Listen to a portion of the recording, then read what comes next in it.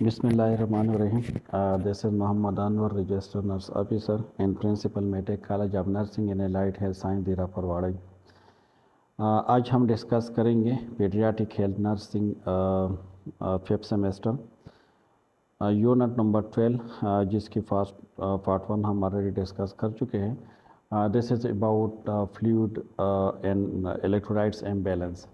आज हम पार्ट 2 के बारे में डिस्कस करेंगे and we will start from the nursing intervention. तो वो स्टूडेंट्स जिसने फर्स्ट पार्ट अभी तक नहीं देखे हैं तो इसकी लिंक हम इस वीडियो में देंगे. सबसे पहले आपने जाके उस वीडियो के देखने हैं क्योंकि उसमें कंसेप्ट है, मेन जो बेसिक कंसेप्ट है अबाउट फ्लूइड, अबाउट इलेक्ट्रोलाइट्स और फिर किस तरह वो बैलेंस होते हैं, इम्बैलेंस होते हैं बॉडी की, जो कौन से ऐसे ऑर्गन है जो उसको बैलेंस करने में हेल्प करवाते हैं. तो सारी चीज़ें हम डिस्कस कर चुके हैं इन पार्ट नंबर 1 में. तो आपने फर्स्ट पार्ट को देखने हैं, इसके बाद जब आप सेकंड पार्ट देखेंगे so then it will be very easy for you to understand. So now we will discuss about nursing intervention. अगर फ्लूइड या इलेक्ट्रोलाइट्स इम्बैलेंस के साथ है कोई भी पेशेंट, कोई भी इंडिविजुअल, तो हम उसको नर्सिंग इंटरवेंशन, क्या नर्सिंग इंटरवेंशन कर सकते हैं उसके लिए. सो सबसे पहले वी विल डू असेसमेंट. ठीक है, सबसे पहले हम क्या करेंगे, असेसमेंट करेंगे. हम असेस करेंगे कि आया पेशेंट जो है वो फ्लूइड डिफिशिएंसी के साथ है या इलेक्ट्रोलाइट्स इम्बैलेंस के साथ है. तो सबसे पहले हम असेसमेंट करेंगे. असेसमेंट में हम सब्जेक्टिव डेटा, ऑब्जेक्टिव डेटा दोनों लेंगे. ऑब्जेक्टिव डेटा में जिस तरह हमारे पास वाइटल साइन और ये सारी चीज़ें हम उसको चेक करेंगे. सब्जेक्टिव डेटा में हम हिस्ट्री लेंगे. ठीक है, तो सबसे पहले we will do the assessment. फिर हम क्या करेंगे नर्सिंग इंटरवेंशन में, we will take the history. ठीक है, इसके बाद क्लिनिकल ऑब्जर्वेशन. क्लिनिकल ऑब्जर्वेशन और फिजिकल एग्जामिनेशन में जो मेन डिफरेंस है वो ये है कि क्लिनिकल ऑब्जर्वेशन में हम टेस्ट करवाते हैं, जो लेबॉरेटरी टेस्ट होते हैं वो सारे टेस्ट हम करवाते हैं. जिस तरह हमारे पास सीरम इलेक्ट्रोलाइट्स है तो हम इसमें देखते हैं कि पेशेंट की सोडियम, उसकी मैग्नीशियम, कैल्शियम, पोटाशियम, ये सारी चीज़ें हम चेक करवाते हैं. तो फिजिकल एग्जामिनेशन में we will do only assess the organ और इसके जो मेन फंक्शन है. लेकिन क्लिनिकल ऑब्जर्वेशन में we will do the clinical test. Laboratory जितनी भी टेस्ट होते हैं वो हम क्लिनिकल ऑब्जर्वेशन में करते हैं. इसके अलावा अगर हम नर्सिंग इंटरवेंशन की बात करें सो इनटेक और आउटपुट यानी IO चार्ट उसको मेंटेन रखते हैं, क्योंकि हमारे पास जब भी कोई पेशेंट आते हैं with fluid and electrolytes imbalance के साथ, तो हम इसकी स्ट्रिक्टली मॉनिटरिंग करते हैं इनपुट और आउटपुट की, कितना इसका इनटेक है और कितना उसका आउटपुट है. और एट द एंड फिर हम उसको जो है मेजर करते हैं, हम उसको फिर कैलकुलेट करते हैं और एट द एंड फिर हम कंपेयर करते हैं कि पेशेंट पॉजिटिव उसमें है बैलेंस में या नेगेटिव में है. अगर पेशेंट नेगेटिव में है तो एट्स मीन कि जो पेशेंट को जो फ्लूइड मिल रहे हैं वो ज़्यादा है और पेशेंट के आउटपुट जो है वो कम है. इसके अलावा रिप्लेस ओरली और IV फ्लूइड, मतलब अगर फ्लूइड डिफिशिएंसी के साथ है तो हम उसको फिर मेंटेनेंस के लिए फ्लूइड देते हैं. हम ओरल भी दे सकते हैं. हम ऑलरेडी डिस्कस कर चुके हैं पार्ट 1 में कि कौन सी पेशेंट ऐसे है जिसको हम ओरल फ्लूइड देंगे. इसमें हमने ये भी डिस्कस किया था कि वो पेशेंट जो टॉलरेट कर सके तो हम उसको ओरल फ्लूइड देंगे, या जो माइल्ड से मॉडरेट तक अगर कोई डिहाइड्रेशन के साथ है तो हम उसको ओरली जो है रिप्लेसमेंट देंगे. लेकिन अगर सीवियर डिहाइड्रेशन के साथ है या कोई ऐसे पेशेंट है जो नाज़िया वोमिटिंग के साथ है, जो टॉलरेट नहीं कर सकते ओरल फ्लूइड, तो फिर हम उसको इंटरवेनस फ्लूइड देंगे. बच्चों में क्योंकि उसको तो हम मॉनिटर नहीं कर सकते, उसकी यूरिन को और उसकी जो स्टूल है उसको हम मॉनिटर नहीं कर सकते, तो इसीलिए इसका मेन ये है कि क्योंकि जो बच्चे होते हैं ख़ुसूसन न्यू नेट या बेबी जो होते हैं उसको हम पहनाते हैं डाइपर, तो हम फिर उसकी डाइपर की वेट करते हैं और 1 ग्राम वेट के जो है this is equal to 1 ml. For example अगर कोई डाइपर है और वो 5 ग्राम है तो इसका मतलब है कि हम जो है उसको काउंट करेंगे 5 ml. तो इस तरह हम उसको मॉनिटर कर सकते हैं उसकी इनटेक और आउटपुट को. लेकिन when administering IV fluid so nurse should, अगर हम कोई भी पेशेंट है जो IV फ्लूइड के साथ है, so as a nurse what we will do, हम क्या करेंगे, सबसे पहले अपने मॉनिटर करने हैं the response of the fluid. ठीक है, आप किसी पेशेंट को फ्लूइड दे रहे हैं तो आया उसको उसके साथ कोई रिस्पांस दे रहे या नहीं दे रहे, पेशेंट की जो डिहाइड्रेशन है क्या वो ठीक हो रही या नहीं हो रही. अगर हम जिस पर्पस के लिए दे रहे हैं तो क्या वो हम अचीव कर रहे हैं या नहीं कर रहे। इसके अलावा कंसिडरिंग द फ्लूइड वॉल्यूम और कंटेंट ऑफ द फ्लूइड, ठीक है।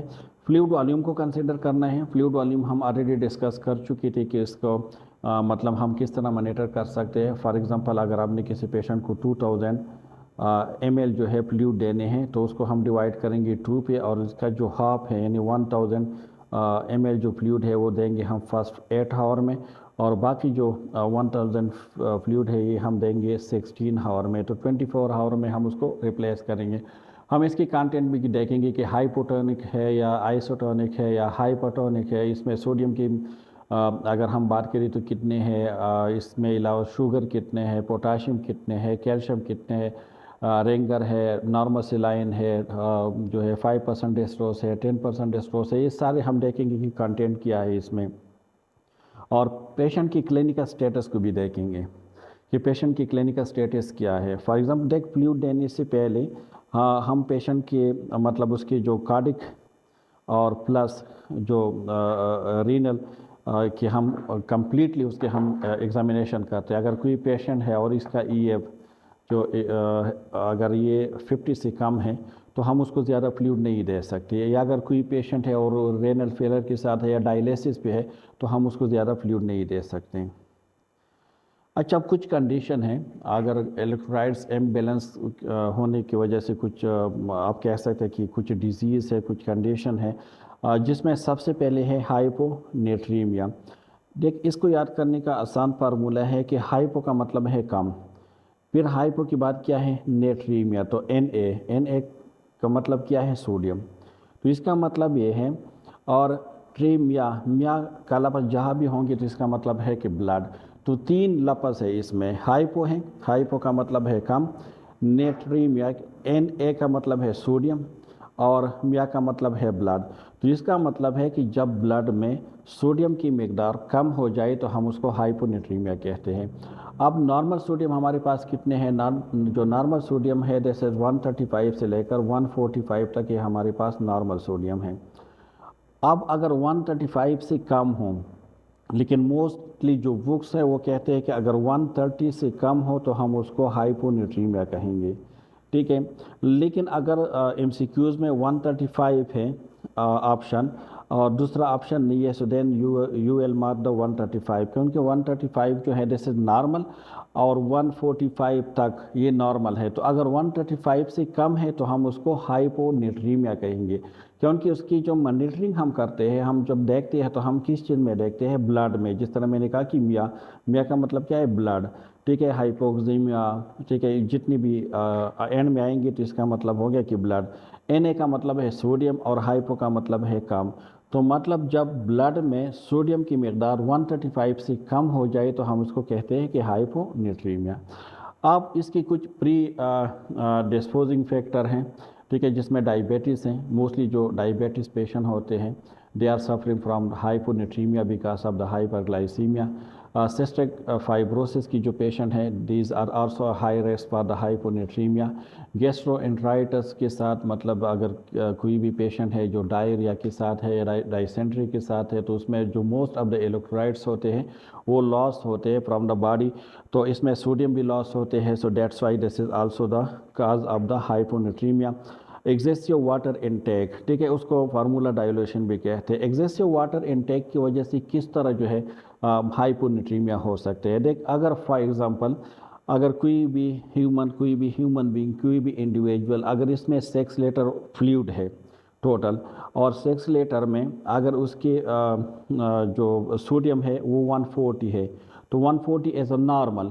लेकिन अगर हम 6 लीटर के बजाय 3 लीटर उसको ज़्यादा दे दें तो फिर 9 लीटर बन जाएंगे।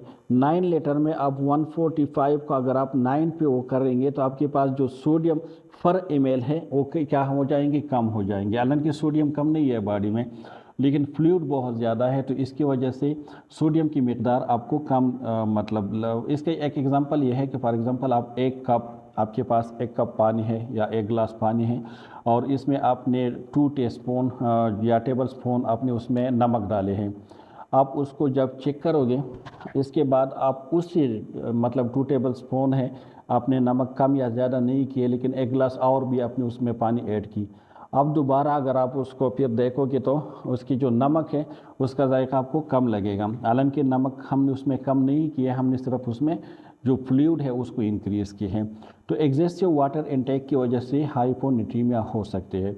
इसके अलावा कुछ डायरेटिक्स है। डायरेटिक्स वो मेडिसिन होते हैं जो हम देते हैं for the increment of the urination, urine को इंक्रीज़ करने के लिए हम पेशेंट को देते हैं डायरेटिक्स। उसमें जो दो टाइप के डायरेटिक्स हैं, जिस तरह फ्यूरसिमाइड है जो लासिक्स के नाम से आते हैं, या थाइजाइड्स है। ये दो ऐसे एंटीबायोटिक डायरेटिक्स है जो सोडियम की रीएब्जॉर्प्शन को कम कर देते हैं। जब सोडियम की रीएब्जॉर्प्शन कम होंगे तो ऑटोमेटिकली जो ब्लड है उसमें सोडियम के जो अमाउंट है वो कम होंगे और हम उसको हाइपोनेट्रीमिया कहते हैं। इसके अलावा रीनल डिजीज़ की वजह से भी हाइपोनेट्रीमिया हो सकते हैं, क्योंकि जिस तरह हमने वाटर सिंड्रोम में डिस्कस किया था कि जो लोप ऑफ हेनरी है वहाँ पे सोडियम चैनल है, पोटाशियम चैनल है, 2 क्लोराइड चैनल है, तो मतलब वहाँ पे ज़्यादातर जो सोडियम है वो रीएब्जॉर्ब हो जाते हैं। लेकिन अगर कोई रेनल डिजीज़ के साथ है तो वहाँ पे जो रीएब्जॉर्प्शन होते हैं, नॉर्मली सोडियम की रीएब्जॉर्प्शन नहीं होते और सोडियम ज़्यादा सिक्रीट होते एक्सक्रीट होते from the body through urine, तो इसकी वजह से हाइपोनेट्रीमिया हो सकते हैं। इसके अलावा और भी कुछ कंडीशन है, फॉर एग्ज़ाम्पल वोमिटिंग है, डायरिया है, स्वेटिंग है, कुछ बॉन है, ये भी कॉज करते हैं सोडियम और प्लस डिहाइड्रेशन। ठीक है, जब सोडियम लॉस होते हैं फ्रॉम द बॉडी तो इसके साथ ऑटोमेटिकली जो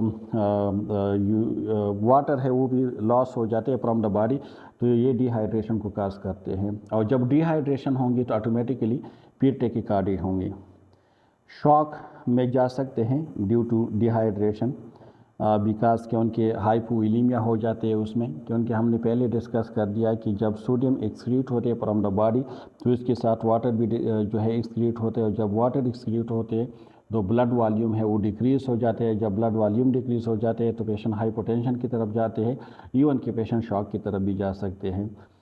इसी तरह intake of plain water version the condition. क्यों प्लेन वाटर जो कंडीशन है उसको और भी वर्स करते हैं, क्योंकि हमने पिछली स्लाइड में ये डिस्कस किया कि कभी कभार जब आप ज़्यादा फ्लूइड लेते हैं तो ज़्यादा फ्लूइड की वजह से भी हाइपोनेट्रीमिया हो सकते हैं, क्योंकि जो सोडियम है वो क्या हो जाते हैं उसमें मतलब डिज़ॉल्व हो जाते हैं तो फिर कम लगते हैं। तो बेस्ट फ्लूइड क्या है इस कंडीशन में? जो पीडियल लाइट्स है ना उसको ORS भी कह सकते हैं। ORS the best feed for the this type of condition. अगर हाइपोनेट्रीमिया के साथ कोई भी पेशेंट है तो अगर हम उसको ORS देंगे, क्योंकि ORS में सोडियम और पोटाशियम और कैल्शियम जितने भी इलेक्ट्रोलाइट्स होते हैं जो लॉस होते हैं ड्यू टू गैस्ट्रोएंटेराइटिस तो वो सारे उसमें मौजूद होते हैं। अच्छा, जो हाइपोनेट्रीमिया है इसके दो और कंडीशन है, एक को कहते हैं कि हाइपोनेट्रीमिक डिहाइड्रेशन और एक है हाइपोविलीमिक हाइपोनेट्रीमिक डिहाइड्रेशन। हमने दो टाइप की डिहाइड्रेशन की बात की और पिछली जो फर्स्ट पार्ट है उसमें भी हमने दो टाइप डिस्कस की थी। एक को हमने डिस्कस किया था कि दिस इज़ वाटर के थ्रू कि माइल्ड है, मॉडरेट है और सीवियर है, और एक को हमने सोडियम की बेस भी किया था कि आइसोटोनिक है, हाइपोटोनिक है या हाइपरटोनिक है। इसी तरह यहाँ पे जो है हाइपोविलीमिक हाइपोनेट्रीमिक डिहाइड्रेशन का मतलब ये है कि मतलब जब बॉडी से एक्सक्रीट हो जाते हैं सोडियम प्लस वाटर दोनों एक्सक्रीट होता है एक साइड, और उसकी वजह से जो डिहाइड्रेशन होते हैं उसको हम हाइपोवोलेमिक प्लस हाइपोनेट्रीमिक डिहाइड्रेशन कहते हैं कि high urine output and sodium excretion होता है। यूरिन आउटपुट भी ज़्यादा होता है। यूरिन आउटपुट ज़्यादा होने का मतलब क्या है कि बॉडी से ज़्यादा फ्लूइड लॉस हो रही है, और इसके अलावा जो सोडियम है उसके एक्सक्रीशन भी इंक्रीज होते हैं। इंक्रीज द एट्रियल जो है न्यूट्रियोरेटिक फैक्टर, ये है क्या ANF भी उसको कहते हैं। ठीक है, ANF ये है कि दिस इज़ 28 अमीनो एसिड जो पॉलीपेप्टाइड हार्मोन्स होते हैं, और ये हार्मोन सिक्रीट करते हैं हार्ट। ठीक है, जब भी हार्ट अगर कोई स्क्रैच हो जाए उसमें तो ये हार्मोन रिलीज़ करते हैं, और इसका जो मेन हार्ट की जो एट्रियम है एट्रिया इसलिए उसको ANF कहते हैं। A का मतलब है एट्रियल, N का मतलब है कि नेट्रोयूरेटिक, और F का मतलब होता है फैक्टर। ये हार्ट की जो एट्रियम है ये हार्मोन रिलीज़ करते हैं, और जैसे अगर हम उसको देखें तो ये 28 अमीनो एसिड पॉलीपेप्टाइड हार्मोन होते हैं। उसका जो मेन एक्शन होता है वो किडनी के ऊपर होते हैं। किडनी के ऊपर इसका एक्शन क्या है कि ये इंक्रीज़ करते हैं फ्लूइड प्लस सोडियम एक्सक्रीशन को। ठीक है, जब ये किडनी के ऊपर एक्ट करते हैं तो किडनी नॉर्मली जो रीएब्जॉर्ब करते हैं वाटर को या जो रीएब्जॉर्ब करते हैं सोडियम को वो कम कर देते हैं, क्योंकि उसकी जो GFR है वो इंक्रीज़ करते हैं। ये हार्मोन क्या काम करते हैं कि GFR को इंक्रीज़ करते हैं। इसकी वजह से जो सोडियम और वाटर है वो ज़्यादा एक्सक्रीट होते हैं फ्रॉम द बॉडी। तो देख, एक तो वाटर ज़्यादा एक्सक्रीट हो गई तो हाइपोवोलीमिया हो गया, और सोडियम अगर बॉडी से एक्सक्रीट हो जाए तो उसको हम क्या कहते हैं, हाइपोनेट्रीमिया। तो इसीलिए इसको हाइपोवोलीमिक हाइपोनेट्रीमिक डिहाइड्रेशन कहते हैं। ठीक है, एक और है जिसको कहते हैं हाइपरवोलीमिक हाइपोनेट्रीमिक डिहाइड्रेशन। एक मैंने कहा था कि दो टाइप की डिहाइड्रेशन होगी, एक हाइपरवोलीमिक एक हाइपोवोलीमिक का तो मतलब यह है कि दोनों लॉस होते हैं। हाइपरवोलीमिक में क्या होंगे, हाइपरवोलीमिक यह है दिस इज द एडिमेटिस जो डिसऑर्डर होते हैं जो मोस्टली नेफ्रोटिक सिंड्रोम या जो कंजेस्टेड हार्ट फेलर है या सिरोसिस उसमें ज़्यादा हो जाते हैं। इसमें जो ब्लड वॉल्यूम है वो क्या हो जाते हैं, इंक्रीज़ हो जाते हैं। इसमें वाटर के रिटेंशन तो होते हैं लेकिन सोडियम मतलब इसमें इतनी ज़्यादा लॉस नहीं होते, एक्सक्रीट नहीं होते, लेकिन चूँकि ब्लड में फ्लूइड की वॉल्यूम ज़्यादा हो जाते हैं तो इसलिए जो नॉर्मल सोडियम है वो भी फिर अगर हम उसको टेस्ट करेंगे तो आपको कम लगेंगे। तो that's why this is the hypervolaemic hyponatraemia. अब हाइपोनेट्रीमिया की और भी दो टाइप है ड्यूरेशन के उसमें। ठीक है, एक है एक्यूट और एक है क्रॉनिक।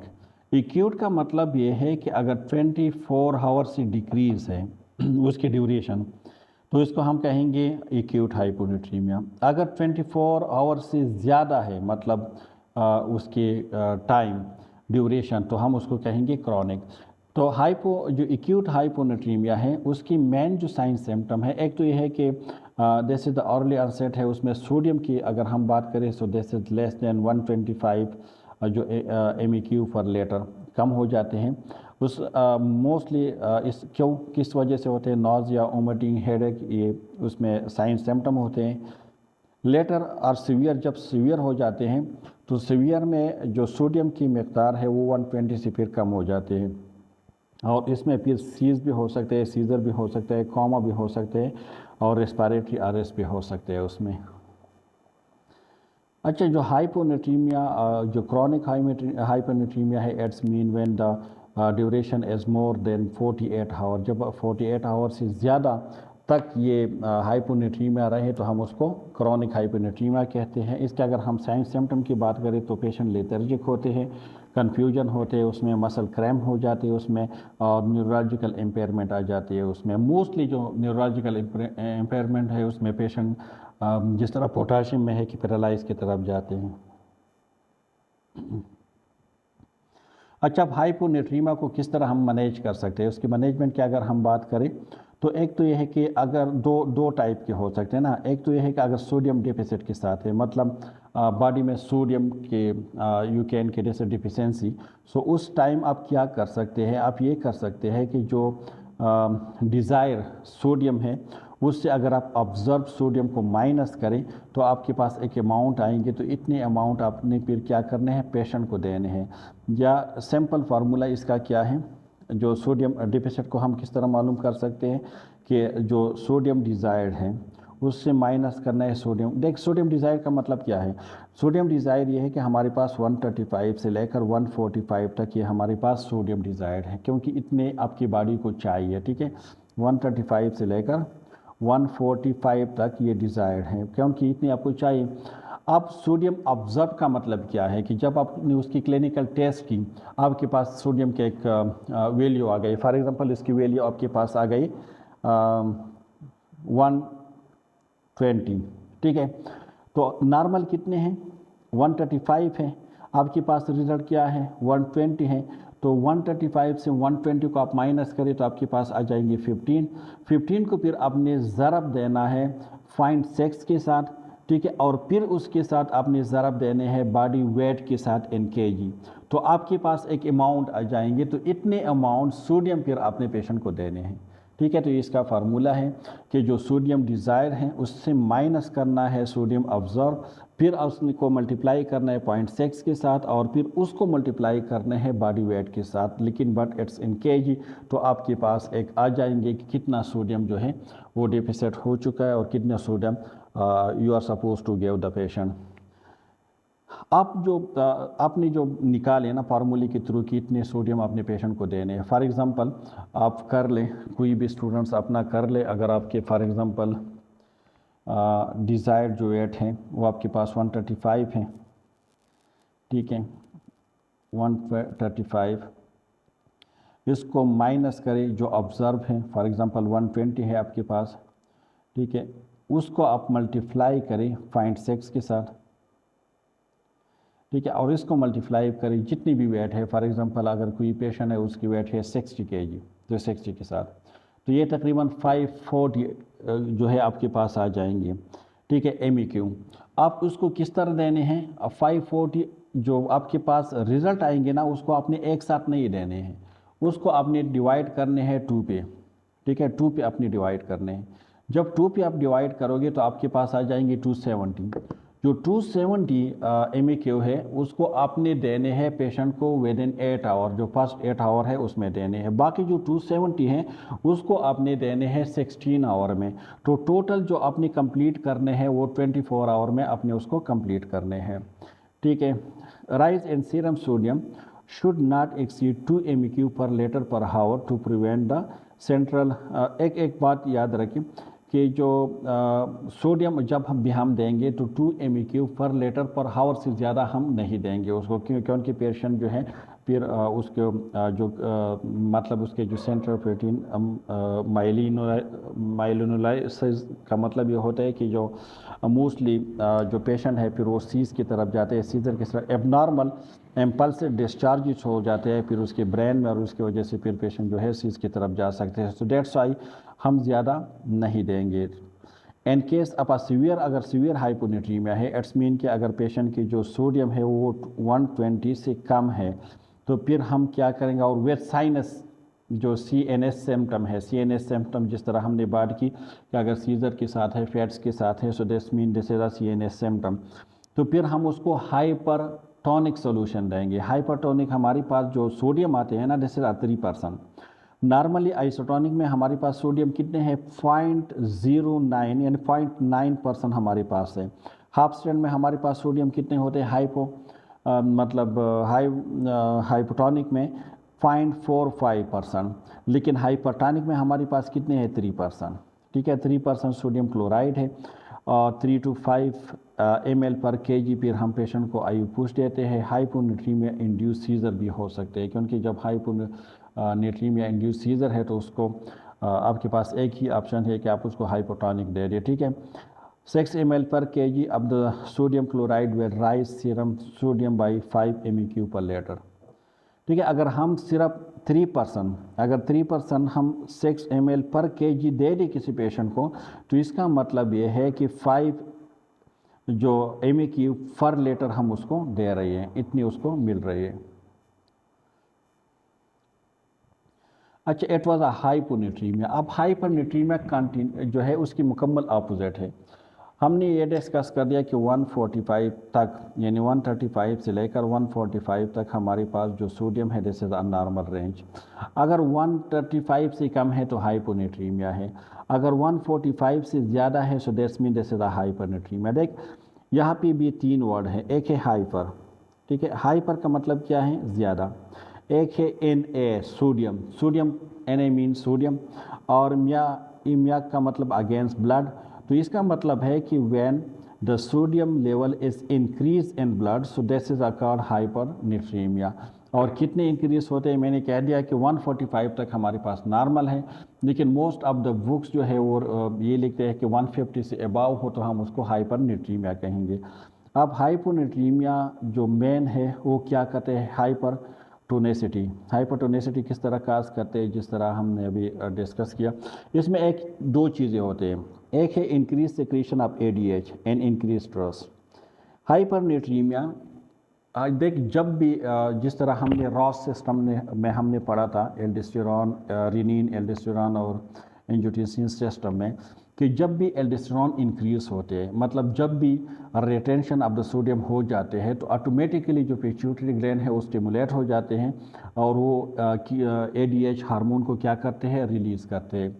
क्योंकि नॉर्मल प्रोसीजर है कि अगर आपके ब्लड में सोडियम की मकदार ज़्यादा है तो आपकी बॉडी कोशिश करेंगी कि सोडियम की मकदार क्या करें, कम करें। आप दो तरीके हैं उस कम करने का। एक तरीका ये है कि किडनी के थ्रू ये बॉडी से एक्सक्रीट हो, ठीक है। दूसरा तरीका ये है कि फ्लूइड को हम इंक्रीज़ करें। जब फ्लूइड इंक्रीज हो जाएंगे तो ये ऑलरेडी उसमें डिज़ोल्व हो जाएंगे, तो सोडियम की मकदार कम हो जाएंगे।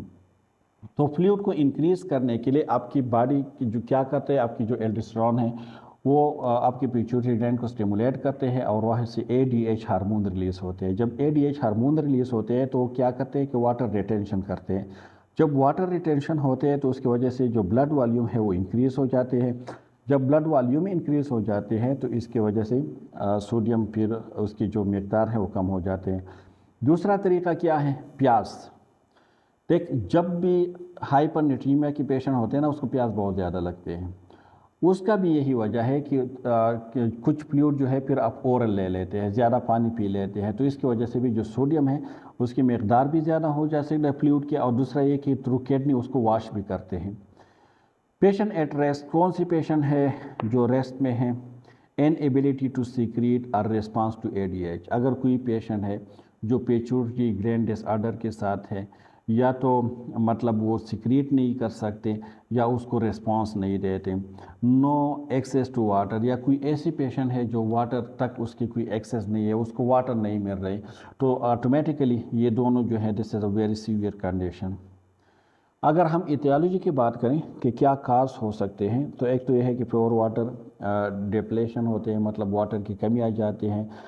ख़ुसूसन जो डायबिटिस पेशेंट होते हैं, डायबिटिस इंसिपिडस पेशेंट, वो पेशेंट होते हैं जो एडीएच डिफिशेंसी के साथ होते हैं, ठीक है। दूसरा क्या है, सोडियम, बहुत ज़्यादा सोडियम अगर आप ले लेते हैं तो इसकी वजह से भी मतलब उसको साल्ट पॉइजनिंग भी कह सकते हैं, चाहे वो आप ओरल ले लें या आप आईवी ले लें। लेकिन जो ज़्यादा सोडियम लेंगे तो this is also one of the cause of the हाइपरनेट्रीमिया, ठीक है।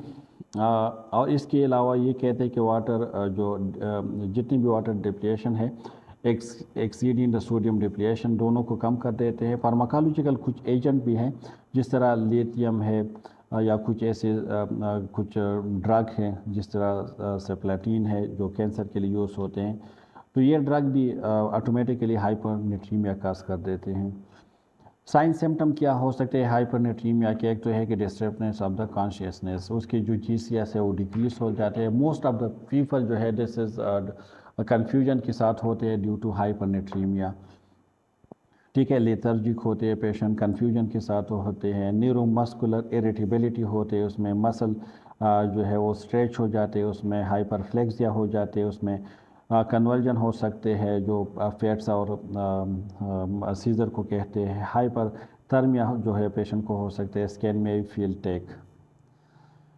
अच्छा, क्या मैनेजमेंट है, किस तरह हम उसको मैनेजमेंट कर सकते हैं हाइपरनेट्रीमिया के। सो नॉर्मल सिलाइन और Ringer lactate to restore the volume, hypotonic solution 5% dextrose water, या जो नॉर्मल सिलाइन है हमारे पास।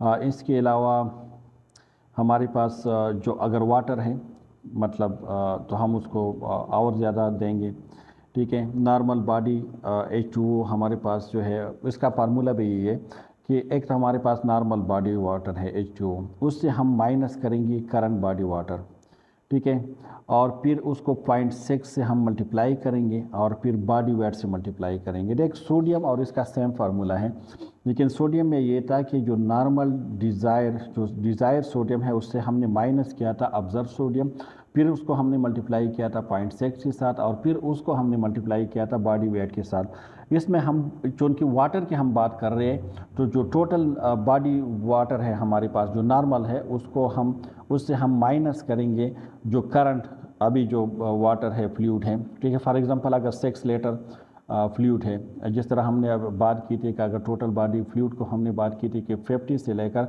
75% हमारे पास, अगर हम बॉडी मास की बात करें तो ये हमारे पास फ्लूइड है, तो उसको हम माइनस करेंगे हमारे पास जो नॉर्मल बॉडी फ्लूइड करंट है, और फिर 0.6 से मल्टीप्लाई करेंगे, फिर इसके बाद जो बॉडी वेट है उसके साथ मल्टीप्लाई करेंगे, तो हमारे पास आ जाएंगे कि मतलब पेशेंट को कितनी फ्लूइड मिलनी चाहिए।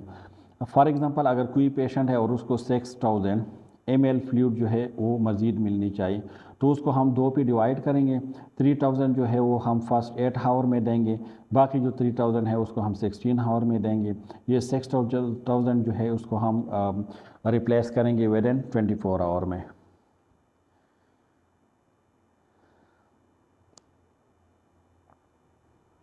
ठीक है, लेकिन बहुत ज़्यादा हम नहीं देंगे। इस तरह यहाँ पे भी लिखा है कि decrease the sodium concentration at a rate of 0.5 MEQ पर हावर और 10 MEQ पर डे, क्योंकि इससे अगर हम ज़्यादा करेक्शन की कोशिश करेंगे फास्टर के, सो वो सेरेब्रल एडिमा काज कर सकते हैं।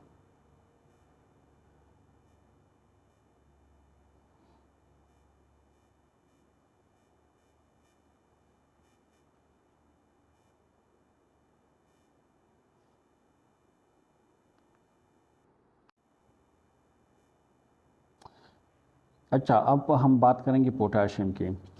सोडियम के बाद जो दूसरा, अगर हम इंट्रासेल्युलर उसकी बात करें तो दिस इज़ अ पोटाशियम के, this is a positive cation है ये।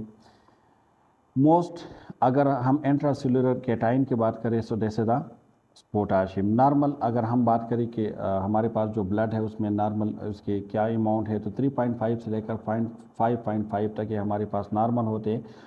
अगर हम एबनॉर्मेलिटीज़ की बात करें तो 2 टाइप के एबनॉर्मेलिटीज़ होते हैं उसमें, या हाइपोकिलीमिया हो सकते हैं या हाइपरकिलीमिया हो सकते हैं। ये 2 कंडीशन हो सकते हैं उसमें। अगर हमारे पास ब्लड में पोटाशियम की जो अमाउंट है वो लेस देन 3.5 है, तो हम उसको कहते हैं कि दिस इज़ अ हाइपोकिलीमिया। अगर 5.5 से ज़्यादा है तो हम उसको फिर कहते हैं कि दिस इज़ अ हाइपरकिलीमिया।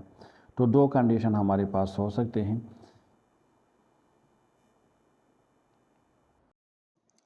अच्छा, now we will discuss about the hypokalemia. So हाइपोकिलीमिया में भी 3 वर्ड हैं। जिस तरह हमने हाइपोनेट्रीमिया की बात की थी, एक है हाइपो, ठीक है। हाइपो का मतलब क्या है? हाइपो का मतलब है कम, ठीक है। दूसरा क्या है? के का मतलब है पोटाशियम, हमने पहले डिस्कस किया था। जिस तरह Na का मतलब था सोडियम, तो के का मतलब है पोटाशियम।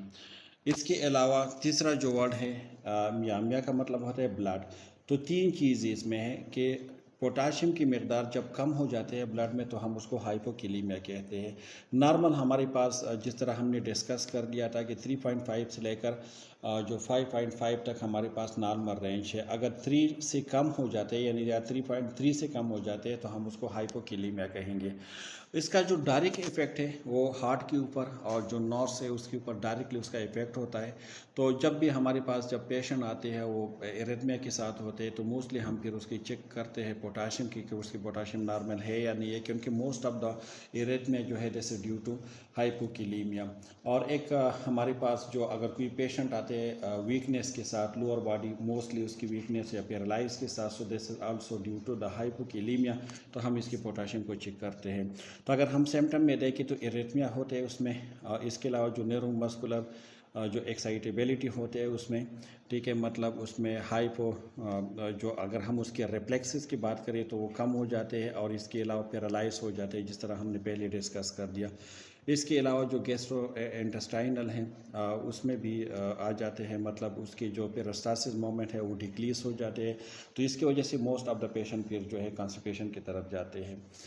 सीरम पोटाशियम अगर less than 3 MEQ for litre हैं तो its mean this is the hypokalemia. ECG में अगर हम देखें, जिस तरह मैंने पहले डिस्कस कर दिया कि उसकी जो डायरेक्टली इफेक्ट है हार्ट के ऊपर है, और इसके अलावा इसके डायरेक्टली इफेक्ट नर्व्स के ऊपर है। तो हार्ट में उसकी ECG में कौन सी चेंजेस आएंगी? जो T वेव्स हैं वो बिल्कुल फ्लैट होंगे, शॉर्ट PR इंटरवल्स होंगे, एंड जो QRS है हमारे पास वो भी शॉर्ट होंगे, और U वेव्स उसमें बनेंगे, ठीक है। U वेव्स जब बनते हैं ना, तो उसके एक और भी कंडीशन को शो करते हैं कि mean this is mean old कोई चेंजेस है। और दूसरा ये है कि हाइपोकिलीमिया में भी यू वेव्स बनते हैं। आप ये हाइपोकिलीमिया अगर हम उसकी बात करें कि मतलब उसकी जो मेन रीज़न है कि किस तरह ये हो सकते हैं, तो एक तो न्यूट्रिशनल काज भी हो सकते हैं। न्यूट्रिशनल काज में ये है कि poor intake of the IV fluid या जो लो सोडियम इनटेक है, या एनोरेक्सिया है। एनोरेक्सिया मीन जब भूख नहीं लगते, या आपकी जो फूड आप लेते हैं उसमें सोडियम की मिकदार कम है, यानी मतलब जितने सोडियम आपकी बॉडी को पोटाशियम आपकी बॉडी को रिक्वायर है और जो रिक्वायरमेंट के मुताबिक आपकी बॉडी को नहीं मिल रही, तो इसकी वजह हाइपोइलीमिया हो सकते हैं। इसके अलावा अगर जीआई गैस्ट्रोइंटेस्टाइनल अगर लॉस की बात करें, फॉर एग्जांपल अगर कोई पेशेंट डायरिया के साथ है, तो डायरिया में जिस तरह फिर हमने हाइपोनेट्रीमिया में भी डिस्कस किया था कि उसमें most of the electrolytes loss हो जाते हैं, क्योंकि उसमें जो पेरिस्टालसिस मूवमेंट है वो बहुत ज़्यादा तेज़ हो जाते हैं। तो इसकी वजह से जो एब्जॉर्प्शन और री एब्जॉर्प्शन होते हैं अब द इम्पॉर्टेंट न्यूट्रिएंट वो फिर नहीं होते, और मोस्ट ऑफ द जो मतलब लाइट्स है, इलेक्ट्रोलाइट्स है, वो लॉस हो जाते हैं एंड स्टूल ओमिटिंग। इसमें मोस्टली जो अगर हम कैल्शियम के पोटाशियम की बात करें तो वो लॉस हो जाते हैं ओमिटिंग के साथ। मेटा इसके अलावा माल एब्जॉर्प्शन है, अगर आप फॉर एग्जांपल पोटाशियम ले भी रही है लेकिन उसकी एब्जॉर्प्शन नहीं हो रही, तो इसकी वजह से भी हाइपोकिलीमिया हो सकते हैं। कोई इंटेस्टाइनल फेस्टोला है, ठीक है, या कोई लेग्जेक्टिव आप ले रहे हैं। लेग्जेक्टिव वो मेडिसिन होते हैं जो आपकी पेरिस्टालसिस मोमेंट को इंक्रीज़ करते हैं, और पेशेंट अगर कॉन्स्टिपेशन पेशेंट है तो उसमें हम उसको लेग्जेक्टिव देते हैं ताकि वो कॉन्स्टिपेशन ख़त्म हो जाए। इनीमिया भी हम कॉन्स्टिपेशन में देते हैं और ये भी पेरिस्टालसिस मोमेंट और उसको इंक्रीज़ कर देते हैं, तो इसके वजह से पोटाशियम जो है वो लॉस हो सकते हैं फ्रॉम द बॉडी। इसके अलावा रीनल लॉस भी है। रीनल लॉस किस तरह है कि अगर कोई रीनल ट्यूबुलर एसिडोसिस है तो उसमें भी लॉस हो सकते हैं। क्रोनिक लिवर डिजीज़ है उसमें भी लॉस हो सकते हैं, ठीक है। इसके अलावा जो है फेनकोनी सिंड्रोम है उसमें भी लॉस होते हैं। जेंटलमैन सिंड्रोम में भी लॉस होते हैं। ये जितने भी सिंड्रोम हैं we have discuss about it, और इसकी वीडियो है। तो अगर कोई भी स्टूडेंट्स अगर वो कंफ्यूज है तो हमारा जो मोस्टली वीडियो हमने बनाया है बार्टर सिंड्रोम के ऊपर, तो आपने उस वीडियो को देखने हैं, so then your mind will be clear. कुछ ऐसे डायरेटिक्स है तो वो भी इसकी वजह से भी जो पोटाशियम है वो लॉस हो जाता है, इसीलिए इस ऐसे पेशेंट को हम पोटाशियम जो स्पेरिंग डायरेटिक्स होते हैं फिर हम उसको देते हैं। और बार्टर सिंड्रोम, क्योंकि बार्टर सिंड्रोम में जो हमने डिस्कस किया था उसमें हमने ये डिस्कस किया था कि जो लोफ ऑफ हेनरी है वहाँ पे सोडियम चैनल है, पोटाशियम चैनल है, 2 क्लोराइड चैनल है, और वहाँ पे H2O रिटेंशन हो जाते हैं। तो जो वाटर सिंड्रोम है वहाँ पे मतलब ये जो सोडियम, पोटाशियम, क्लोराइड ये वहाँ पे रीएब्जॉर्ब नहीं होते, और this is autosomal in congenital disease है, तो इसमें लॉस हो जाते हैं from the body. So hypokalaemia की तरफ जाते हैं पेशेंट। एंडोक्राइन भी कुछ प्रॉब्लम है, इंसुलिन थेरापी अगर कोई पेशेंट उस पे है, या ग्लूकोज थेरापी पे है, या अगर कोई पेशेंट DKA के साथ है, या अगर हाइपर एल्डोस्टेरोन के साथ होते हैं, या एड्रीनल कोई प्रॉब्लम है उसको, क्योंकि उसमें सॉल्ट और ये सारी चीज़ें इंक्रीज़ हो जाते हैं, या जो कोई पेशेंट ऐसे है जो स्टेरॉइड पे है, तो ये सारी कंडीशन है इसकी वजह से हो जाते हैं हाइपोकैलीमिया। इसके अलावा अगर हम मैनेजमेंट की बात करें हाइपोकैलीमिया की, तो सबसे पहले हम कोशिश करेंगे जो कार्डिक एरिथमिया है उसको ठीक करें, और मसल वीकनेस, ये दो में हमारे मेन टारगेट होते हैं। क्योंकि मैंने पहले स्लाइड में कहा कि हाइपोकैलीमिया में जो मेनली टारगेट होते हैं आपके हार्ट टारगेट होते हैं, और इसके अलावा जो नर्व्स होते हैं वो टारगेट होते हैं। So that's why we will try to correct the cardiac arrhythmia as well as the muscle weakness. तो जो KCL हैं ये हमारे पास IV भी आते हैं, हम IV भी पेशेंट को देते हैं, और ओरल भी है। लेकिन ओरल अगर हम देखें तो इतना ज़्यादा कड़वा होता है कि पेशेंट के लिए उसको जो है ना लेना बहुत ज़्यादा मुश्किल हो जाता है। IV जब भी हम KCL देते हैं तो इसके साथ जो स्ट्रिक्ट कार्डिक मॉनिटरिंग हम करते हैं। हम पेशेंट की फॉल्स, हम पेशेंट की ECGs, हम पेशेंट के मतलब BP, सारी चीज़ें हम मॉनिटर करते हैं, क्योंकि जिस तरह हमने कहा कि हाइपो प्लस हाइपर दोनों में पेशेंट जो है उसके एरिथमियास वो हो जाते हैं उसको। अगर ओरल PO के मतलब कि ओरल अगर पोटाशियम है, so this depend on the etiology पे डिपेंड करते हैं कि किस वजह से है, ठीक है।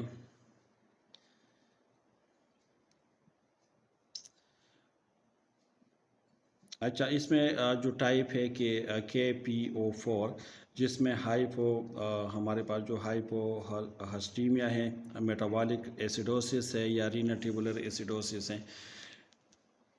हाइपरकिलीमिया आज बिल्कुल अपोजिट है हाइपोकिलीमिया के। हाइपोकिलीमिया में हमारे पास जो पोटाशियम है उसकी मकदार कम हो जाते हैं। हाइपर में भी 3 लफ्ज़ है। हाइपर का मतलब है ज़्यादा, के का मतलब है पोटाशियम, या का मतलब है blood. When the potassium level increase in blood, और हमारे पास जो नॉर्मल है जैसे 5.5 तक है, तो अगर 5.5 से इंक्रीज है तो its mean this is a हाइपरकिलीमिया।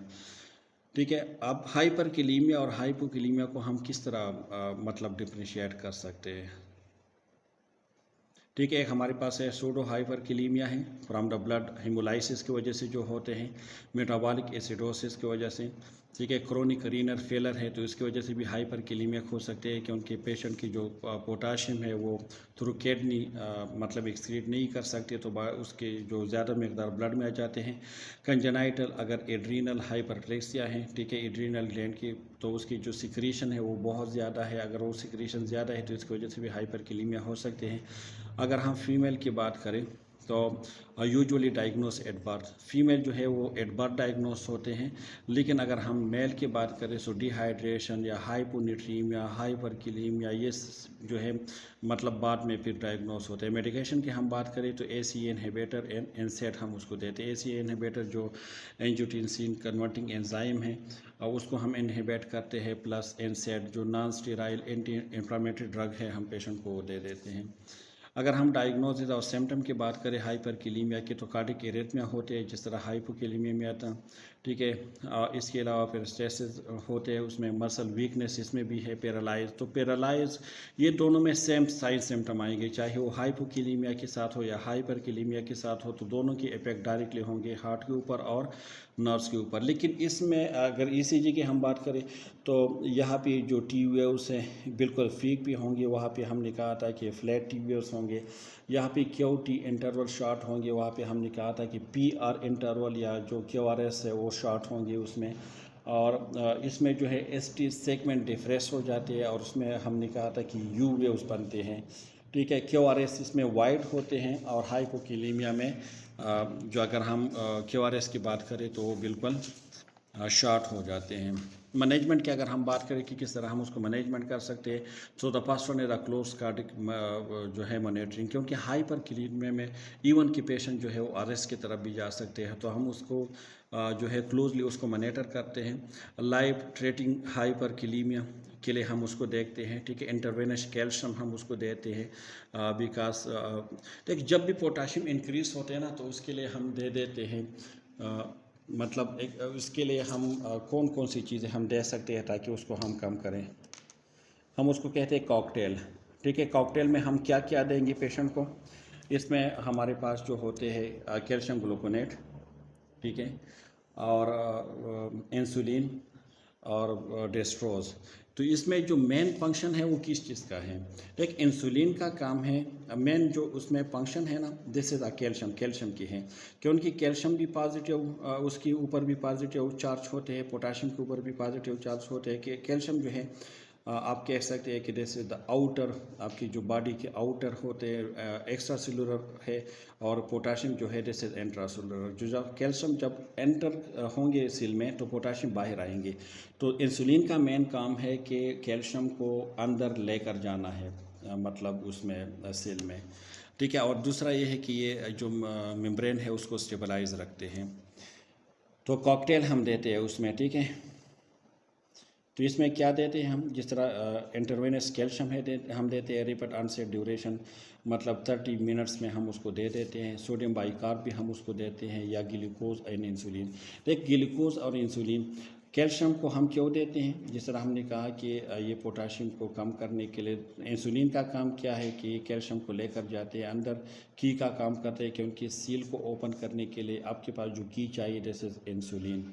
और ग्लूकोज हम क्यों देते हैं, जो शुगर, ग्लूकोज हम इसीलिए देते हैं क्योंकि जो इंसुलिन है, इंसुलिन की वजह से पेशेंट जो है वो हाइपोग्लाइसीमिया में जा सकते हैं। तो हाइपोग्लाइसीमिया को प्रिवेंट करने के लिए हम पेशेंट को ग्लूकोज देते हैं।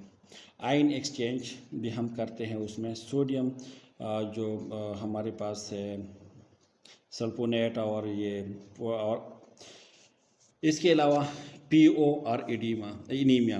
पीओ का मतलब है कि हम पर ओरल या इनीमिया के थ्रू भी हम उसको लेक्सेटिव देते हैं, और लेक्सेटिव का काम क्या है, जिस तरह हाइपोकैलेमिया की काज में हमने कहा था कि ये पेरिस्टाल्सिस मोमेंट को इंक्रीज़ करते हैं, जिसकी वजह से मोस्ट ऑफ द पोटाशियम जो है वो स्टूल के थ्रू फिर जो है पास हो जाते हैं, जिसकी वजह से हाइपोकैलेमिया हो सकता है। और हीमोडायलिसिस भी हम करते हैं। हीमोडायलिसिस जिस तरह किडनी के लिए हम डायलिसिस करते हैं, इसी तरह अगर पोटाशियम बहुत ज़्यादा है तो हम उसके लिए भी डायलिसिस करते हैं, उसको हम कहते हैं हीमोडायलिसिस।